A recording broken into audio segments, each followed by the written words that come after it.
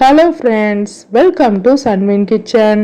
இன்னைக்கு நம்ம கிச்சனில் இட்லி தோசைக்கு சூப்பரான கொள்ளு சட்னி தான் எப்படி செய்யலான்னு பார்க்க போகிறோம். இப்போ ஒரு கடாயை சூடு பண்ணி அதில் 1 டீஸ்பூன் அளவுக்கு எண்ணெய் சேர்த்துக்கோங்க. எண்ணெய் சூடானதுக்கப்புறம் இதில் 4 காஞ்ச மிளகாய் சேர்த்துக்கோங்க. நீங்கள் உங்களுக்கு காரம் எந்த அளவுக்கு தேவையோ அந்த அளவுக்கு சேர்த்துக்கோங்க.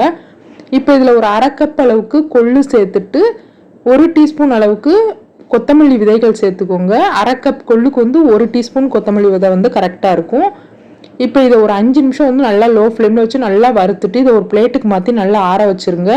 இது நல்லா ஆறட்டும். இப்போ அதே கடாயில் 1 டீஸ்பூன் எண்ணெய் சேர்த்துட்டு 10 பல் பூண்டு, கொஞ்சமாக கருவேப்பிலை சேர்த்து லைட்டாக ஒரு 2 நிமிஷம் மட்டும் வதக்கிக்கோங்க. இப்போ ஒரு பெரிய வெங்காயத்தை இந்த மாதிரி கட் பண்ணி சேர்த்துக்கோங்க.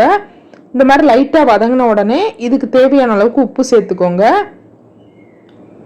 கொஞ்சமாக புளி சேர்த்துக்கோங்க. ஒரு சின்ன நெல்லிக்காய் சைஸ் அளவுக்கு மட்டும் புளி போதும். ரொம்ப அதிகமாக புளிப்பு சேர்க்க வேண்டாம். சேர்த்துட்டு ஒரு 5 நிமிஷம் நல்லா வதக்கிட்டு அடுப்பை ஆஃப் பண்ணிவிட்டு இதை நல்லா ஆற வச்சுருங்க. இப்போ மிக்சி ஜாரில் நம்ம வறுத்து வச்சுருக்க கொள்ளை சேர்த்து நல்லா ஃபஸ்ட்டு பவுட்ரு பண்ணிடுங்க. கொள்ளு வெங்காயம் வதக்குனது எல்லாம் சேர்த்தோம்னா நல்லா அரைப்படாது. அதனால் இந்த மாதிரி கொள்ளை மட்டும் ஃபஸ்ட்டு நல்லா பவுட்ரு பண்ணிடுங்க. இந்த அளவுக்கு நல்லா பவுட்ரு பண்ணதுக்கப்புறம் நம்ம வதக்கி வச்சுருக்க வெங்காயத்தை இது கூட சேர்க்கணும். சேர்த்துட்டு அதுக்கு தேவையான அளவுக்கு தண்ணி சேர்த்து நல்லா பேஸ்ட்டாக அரைச்சி எடுத்துகிட்டு வந்துட்டீங்க அப்படின்னா சட்னி சூப்பராக ரெடி ஆயிரும். வெயிட் லாஸ் பண்ணுறவங்க இந்த கொள்ளு அடிக்கொருக்கா சேர்த்துக்கலாம். இந்த மாதிரி சட்னி செஞ்சு சாப்பிடும்போது டேஸ்ட் நல்லா வித்தியாசமாக இருக்கும். பாருங்கள், இப்போ நல்லா அரைச்சி சட்னி ரெடி ஆயிடுச்சு. இதை ஒரு மிக்சிங் பவுலுக்கு அப்படியே மாற்றிடுங்க. மாற்றிட்டு இதுக்கு தேவையான அளவுக்கு தண்ணி சேர்த்து நல்லா மிக்ஸ் பண்ணிக்கோங்க. இந்த சட்னியில் நம்ம கொத்தமல்லி சேர்த்து அரைச்சிருக்கிறதுனால நல்லா வாசனையாக இருக்கும். டேஸ்ட்டும் ரொம்ப நல்லா இருக்கும்.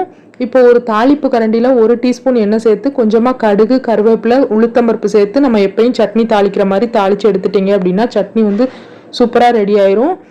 தண்ணி அதிகமாக சேர்க்காம கெட்டியாக நீங்கள் துவையல் மாதிரி வச்சு கூட சாதத்து கூட வச்சு சாப்பிட்லாம். டேஸ்ட்டு நல்லா இருக்கும். இந்த சட்னிக்கு இட்லி தோசை சூப்பராக இருக்கும் டேஸ்ட்டு. கண்டிப்பாக ட்ரை பண்ணி பாருங்கள். ட்ரை பண்ணி பார்த்துட்டு எப்படி இருந்துச்சு அப்படின்றத மறக்காமல் சொல்லுங்கள். இந்த வீடியோ உங்களுக்கு பிடிச்சிச்சுன்னா இந்த வீடியோக்கு லைக் பண்ணிக்கோங்க. என்னோட சேனலை சப்ஸ்கிரைப் பண்ணிக்கோங்க. தேங்க்யூ.